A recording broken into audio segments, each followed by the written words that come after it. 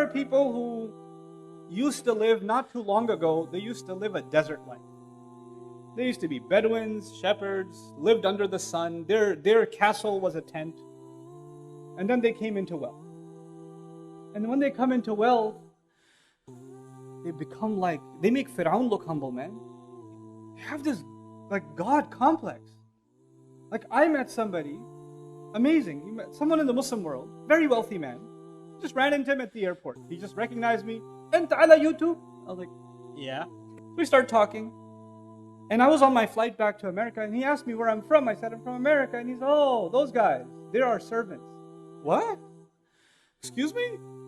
And he explained himself to me. He said, you know, they make our cars, they make our phones, they make our watches. Look, American watch. They serve us. Inna lillahi wa inna ilayhi raji'un. The delusion that a person, this is ilha. Like how deluded can you become?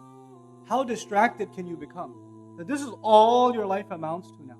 There is such a thing as balance. You know, even in the Quran, Allah Azza wa Jalla talked about lahu. One of the most interesting ayat on the subject is in Surah Luqman. Allah Azza wa Jalla says, وَمِنَ النَّاسِ مَنْ يَشْتَرِي لَهْوَ الْحَدِيثِ لِيُضِلَّ عَنْ سَبِيلِ اللَّهِ. Very interesting ayat. He says, among people, there's somebody who purchases distracting kind of speech to misguide from Allah's path. It's a complicated statement. First of all, he purchases distracting kinds of speech. And why does he purchase it? To misguide from Allah's path. Now what does this all mean? Ibn Abbas radiallahu ta'ala anhuma interpreted that ayah as music. Okay, so he said distracting speech is what? Music. And some have looked at that and said that as a result music is haram, etc., etc. I'm not here to give you a fatwa, but I do want to tell you the context of that statement of Ibn Abbas radiallahu ta'ala anhuma. Quran used to be recited. People used to get affected by the Quran. The Quraysh could not come up with any alternative.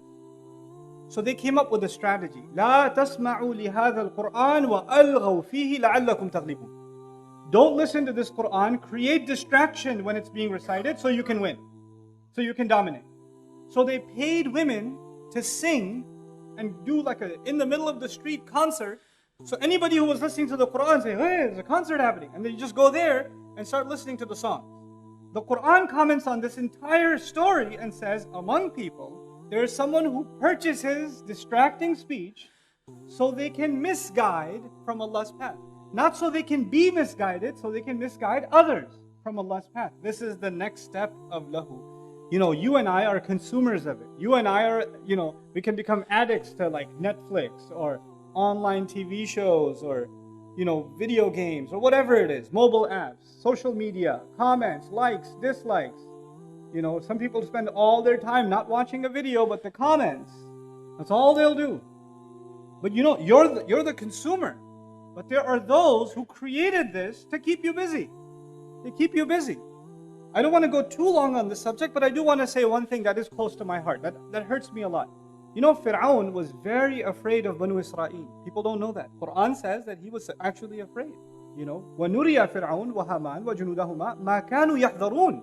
They used to be afraid. Why? Because they had the Banu Israel were oppressed. They were treated like slaves. They were beat up, tortured. If you have enough young men who see their mother being pushed, their sister being harassed, and they're treated like garbage, and there's enough of them, they're going to eventually have a revolution. He was afraid of a revolution. So he used to kill the baby boys every other year.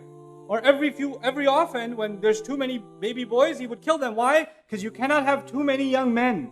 Because if you have too many young men, they'll have a lot of ghira, self-respect. They might rise and there might be a revolution. He was afraid of that. He needed to keep the population under control. Today, if Fir'aun was alive today, he wouldn't have to kill any babies. He just hand them an iPad, man. They'll never become men. Don't have to worry about it. They'll be 25 years old. That's all they'll be doing. They're not going to know anything about justice or equality or making their society a better place or contribution or thinking about, you know, how Allah has given them talents that are supposed to be used for something greater than themselves. They're never going to think about that stuff. They're just going to be lost in their PlayStation 4 and the next trophy they win.